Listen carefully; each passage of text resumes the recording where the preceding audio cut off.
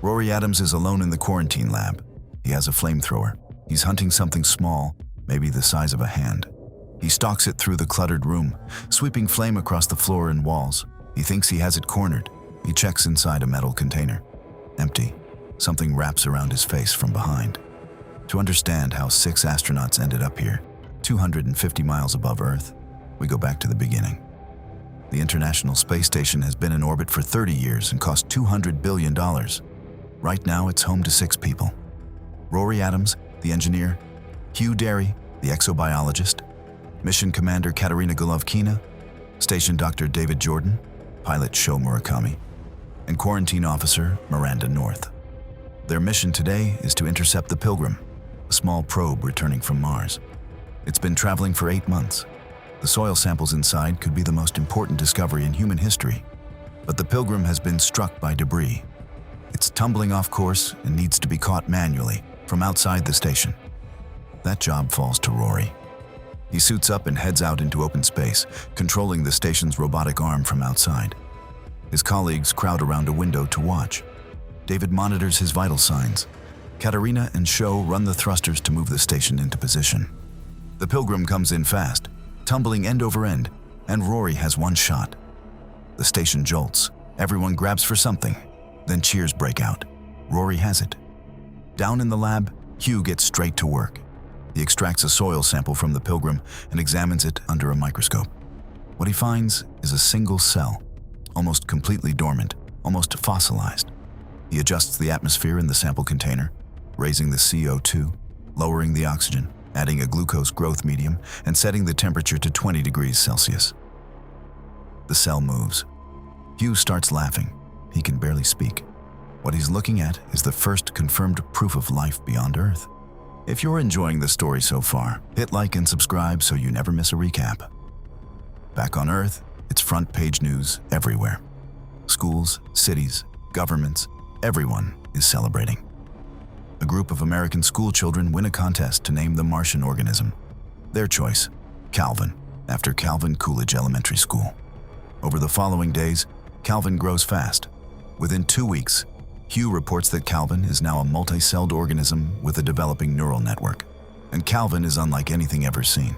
Each of Calvin's cells can perform every biological function at once. Every cell is a muscle cell, a nerve cell, and a light-sensitive cell simultaneously. Calvin is all brain, all eyes, and all muscle at the same time. Calvin even starts growing appendages. Hugh reaches a gloved finger toward the glass, and Calvin reaches back. The rest of the crew watches from outside. It's the most extraordinary thing any of them has ever seen, but not everyone is comfortable.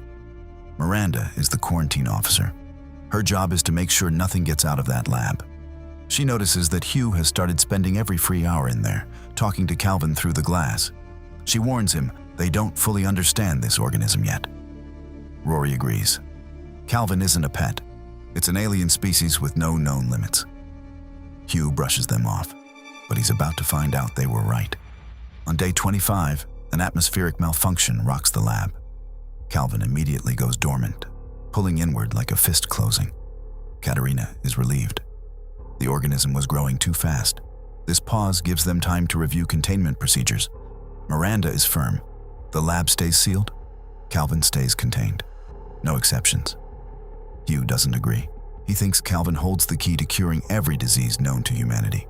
He can't let it just sit dormant. He proposes a simple fix, a small electric shock, just enough to wake it up. Miranda says no. Hugh does it anyway. After several shocks, Calvin springs awake. It latches directly onto Hugh's hand. Hugh tries to pull free.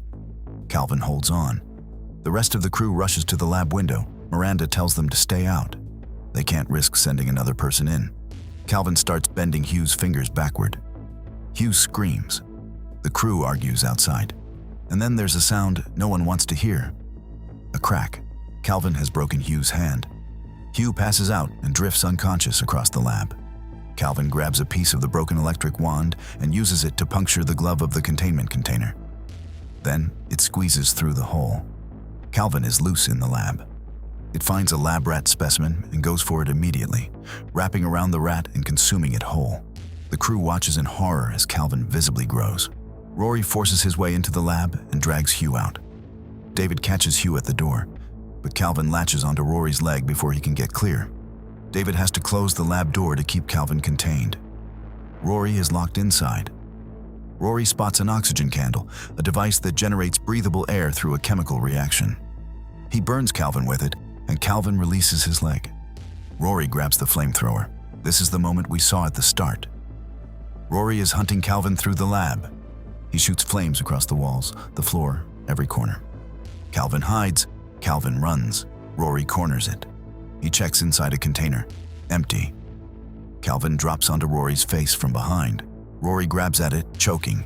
The crew watches through the window and can do nothing. Blood floods Rory's mouth. He goes still. Calvin exits through Rory's mouth. It has grown enormously. The flamethrower has triggered a fire alarm, and fire suppression gas is beginning to fill the lab. Sho and Katerina rush to manually close the vents before Calvin can use them to escape. But they're 1 second too late. As the final valve shuts, Calvin squeezes through the gap. Calvin is out of the lab. Katerina tries to send a distress call to Earth. Sho tells her the transmission failed. Something is wrong with the antenna. Someone has to go outside to fix it. Katerina suits up. She reaches the antenna and finds it overheated. She opens the coolant chamber. It's empty. She starts to figure out what happened. Calvin explodes out of the coolant chamber and slams into her. Katerina fights her way back to the airlock, but something is wrong with her suit. A tube has been ruptured. Her helmet is filling with liquid coolant. She can feel it rising. She can barely see. She reaches the airlock and grabs the handle. David is on the other side, telling her to unlock it. Katerina looks through the glass at him. Then she starts turning the handle the wrong way. Miranda understands before anyone else does. Katerina isn't panicking. She's locking herself out deliberately. She won't open the door because Calvin is clinging to her suit. She's keeping the alien outside, even if it costs her everything. Katerina drowns in her own helmet. Her body drifts away from the station. Calvin jumps back to the hull. Hugh, conscious again, tells the crew not to worry. No creature could survive that long in open space. But Sho spots it on the monitors. Calvin is trying to get back inside through the thrusters. Every time a thruster shows a temperature spike, Sho fires it, trying to blast Calvin into space. The strategy almost works, but too many firings push the station off course. Sho burns the remaining fuel to return to a safe orbit. That means the thrusters go quiet. Calvin slides back inside. They're running out of options. Hugh has a theory. Calvin's species probably dominated Mars for millions of years. When Mars lost its atmosphere, it went dormant. If the crew can replicate that, they can force Calvin into hibernation. The plan: retreat to a single sealed module and vent the oxygen from every other part of the station. No oxygen, no active Calvin. They seal themselves into one capsule and start the process. But Miranda notices Hugh getting weaker. He's pale. He can barely stay upright. Hugh tries to brush it off. He blames himself for what happened with Calvin. David tells him it wasn't his fault alone. It was a team decision. Then Miranda sees something moving under Hugh's clothing. She unzips his pants. Calvin is attached to Hugh's leg, burrowed in, feeding directly off him.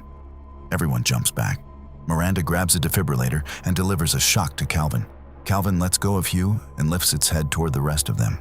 They scatter. The plan falls apart. Sho gets separated and seals himself inside a sleeping pod, watching through the glass as Calvin roams the corridor outside. Calvin starts pressing against the pod window, looking for a way in. David and Miranda manage to get back to Hugh. He's close to the end. David checks the station's tracking system and sees Calvin moving through the ship in real time.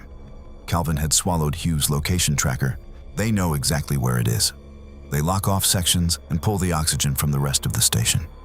Calvin starts suffocating. Then, an alarm sounds. Something is approaching the station. A Soyuz capsule is docking from outside. Sho sees it from his pod and assumes it's a rescue mission. He leaves the sleeping pod and rushes toward the docking hatch. Miranda tries to reach him. She knows what the capsule really is. Miranda explains to David that before communications went down, a distress signal reached Earth. The Soyuz isn't a rescue. It's a failsafe. Earth sent it to push the station into deep space, so Calvin never gets anywhere near the planet. No one inside the Soyuz expects to find survivors, but Sho doesn't know that. He forces the hatch open. Calvin gets to him first. Miranda and David sprint toward Sho. Through the hatch, They see the Soyuz crew being torn apart. Sho tries to get back out. The hatch tears loose. The seal between the two ships fails, and the station begins to decompress. Sho gets pulled toward the opening. Calvin grabs Sho's leg and starts climbing toward Miranda. Sho makes a decision. He grabs Calvin with both hands and lets go. He and Calvin get sucked out into space together. Calvin manages to cling to the outside of the station. Sho doesn't. David hauls Miranda to safety and seals the breach. The station shudders and breaks apart around them. Debris tears through the structure, and when it settles, David checks the navigation. The collision has pushed them back into a decaying orbit. They have maybe 30 minutes before the station burns up in the atmosphere. With oxygen running out, David looks at what they have left. 2 escape pods and oxygen candles. Calvin is searching for oxygen. That's the one thing it needs above everything else. If David takes an oxygen candle and walks through the station, Calvin will follow him. He can lead Calvin directly into one escape pod, lock the door, and launch himself into deep space. Calvin goes with him and never reaches Earth. Miranda takes the other pod and lands safely, carrying everything they know with her. Miranda tells him there has to be another way. David says there isn't. He says he is a pilot, so it should be him who flies Calvin out into deep space, and it should be her who travels back to Earth to warn everyone. He lights an oxygen candle and heads out. Calvin picks up the scent almost immediately. David moves through the wreckage, keeping just ahead of it, lighting a second candle as bait to buy himself a few extra seconds. He reaches the escape pod and gets inside. Calvin rushes in after him, wrapping around him, and David hits the launch. Seeing David is away, Miranda sprints to the second pod and launches. Both pods drop away from the burning station. In a recording she makes during descent, Miranda describes everything that happened. She recommends treating all Martian life as dangerous. She urges Earth to use every available means to stop Calvin if it ever gets through. Then debris hits. Both pods veer off course. David struggles to hold his trajectory as Calvin tightens around his arm. Miranda's navigation system cuts out. She watches her altitude readings spiral upward instead of down. One pod enters the atmosphere. The other drifts out toward open space. The pod splashes down in the ocean.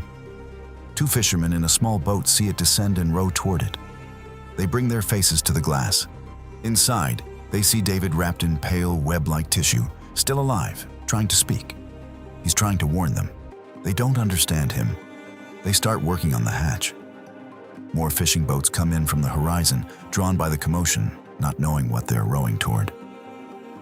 Somewhere above them, Miranda's pod disappears into the dark. The twist is brutal. David's plan fails. His pod lands on Earth with Calvin inside, while Miranda drifts into deep space. The fishermen have no idea what they're opening. Life was directed by Daniel Espinosa and released in March 2017. The creature design avoided traditional monster tropes, making Calvin genuinely alien rather than just threatening. The film underperformed theatrically, but found a stronger audience on streaming, where its tight runtime and bleak ending hit harder. If you want to see more horror breakdowns like this one, hit the subscribe button and turn on notifications so you never miss one. Thanks for watching.